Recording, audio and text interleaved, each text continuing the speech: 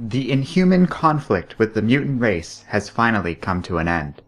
The Terrigen cloud, toxic to the mutant race, was destroyed by Medusa herself. Though this ended the war and conflict with the X-Men, it has come at a terrible cost. The Inhumans will no longer be able to undergo terrigenesis, and without it, they will remain inert and without their powers forever. Observing a news report about this in space, a man is surprised to hear the Inhumans are asking the X-Men for help recreating a controlled Terrigen process. That's like asking Dr. Strange for help with a teleporter. He realizes they don't know. This isn't his reality. The Inhumans don't know what Terrigen is. In the Grand Canyon, the Inhumans Triton, Maximus, the Unspoken, and Lineage are on the run, under Maximus's orders. They are all traitors who can never go home, although all that is about to change.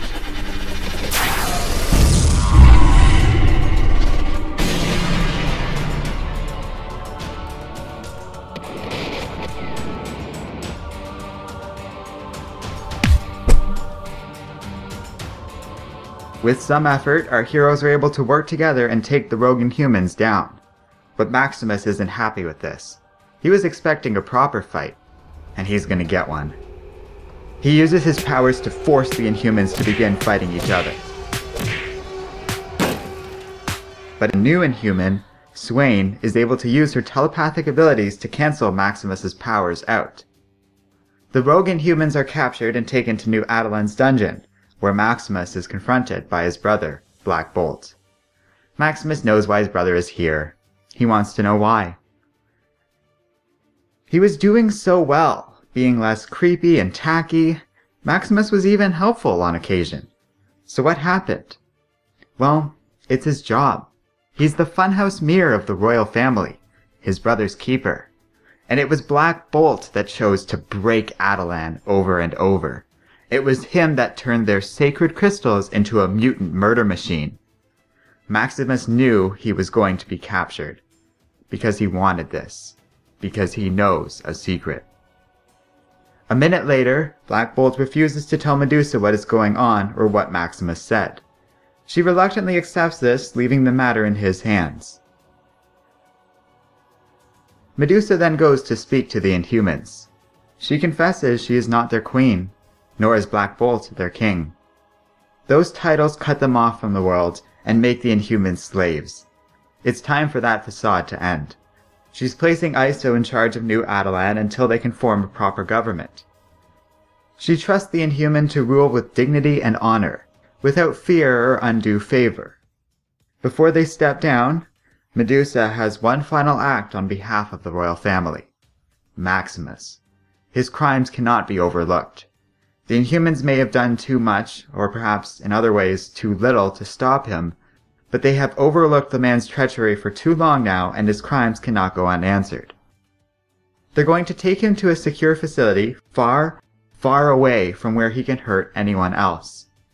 No Inhuman is to aid him or pity him, no family to miss him. As the final royal command of the Inhumans, Maximus is to be cast out. They will turn their back on him until the end of time. Iso takes over after this. She says that though Terrigen is gone, there's more of them on Earth than ever before. They cannot be ignored, but this also means they have a responsibility to do better. To be more involved with the humans, helping them, protecting them, growing with them. It's time for them to look forward onto the future. Later, Swain and Crystal prepare to deal with a new Inhuman activation in Midwest America. It will be one of the last Inhuman activation processes for some time, possibly forever. Crystal doesn't know what to say to Swain. Her generation of Inhumans could be the last. Their children will never make fire with their eyes. They will never breathe stone or dance on water. They will never be able to do any number of fantastic things. Crystal is alarmed to see a visitor on her balcony. He says his name is Marvel Boy. He tells her to come with him if she wants to be awesome.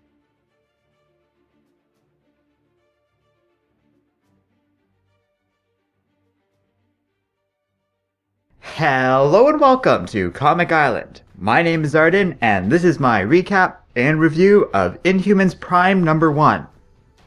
I was really surprised by this comic overall, even the fact that I'm reviewing it. This issue beat out some pretty tough competition for the Patreon weekly poll winner. While I will make it no secret I wasn't looking forward to reviewing this comic due to the overt focus on the Inhumans these days getting a little bit annoying, but this was a solid issue that was a lot of fun to read. It was written by Al Ewing, one of Marvel's better writers on hand at the moment, and it shows. One thing I will commend Marvel for when it comes to the Inhumans is that, at the very least, they have been giving them some of their best writers, first with Charles Soule and now with Ewing. A lot of interesting ground is covered in these comics. With the prospect of new Inhumans currently retired, our heroes are at a bit of a turning point. Things are changing in a big way for Attilan, and I do find it pretty interesting. We had a lot of great moments with various Inhumans, especially Maximus and Black Bolt, both of whom really shined in this thing. There's a lot of fun action, inspiring moments, and solid beats of character development that I did enjoy on the whole. It should be noted this isn't actually the premiere for a new Inhumans series. There will be no Inhumans Prime number 2. Instead, the issue serves as a jumping on point for 3 new series. Royals will feature the Inhuman royal family, seeking a solution to the current Terrigen crisis. Secret Warriors looks like it's going to focus in on the newer Inhumans. And finally, Black Bolt will be getting his own series. All 3 look pretty cool to me. Royals, though a bit of a silly name for a series, seems interesting. I like the idea of the Inhumans finding a safer solution to Terrigen that won't harm the mutants, while going deeper into the nature and origins of Terrigen as well as the Inhumans themselves. Secret Warriors looks like it will feature a ton of characters I happen to like, and Inhumans Prime is evidence enough of why a Black Bolt solo series would be cool. This issue does a good job dealing with that character's thought process and narration. As a generally silent character, I find him really cool, and it's always interesting to see how the writers approach that angle of him. The art team did a great job at this, though I do find looking over this issue, some of the panels look like they were scribbled out rather quickly and lack a certain sense of polish, especially when you compare it to some of the other panels in this comic. Still, it was a lot of fun and a nice setup going forward with the Inhumans. I did enjoy this comic and would recommend you check it out for yourself. Thanks for watching, and let me know what you think of Inhumans Prime number 1 in the comments section below. Are you looking forward to any of these new Inhumans comics, or are you getting tired of the whole thing? Tell me what you think, and finally, don't forget to like, subscribe, and keep reading comics.